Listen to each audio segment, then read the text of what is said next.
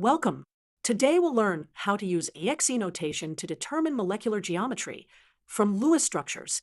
Let's break down what EXE notation means. A represents the central atom.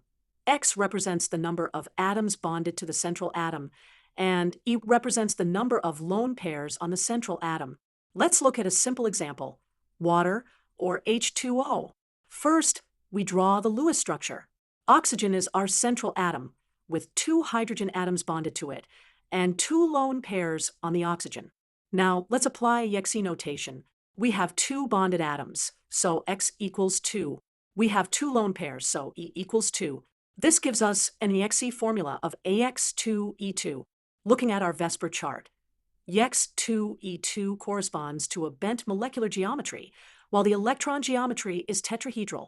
This means the molecule has a bent shape with an angle of approximately 104.5 degrees between the hydrogen atoms.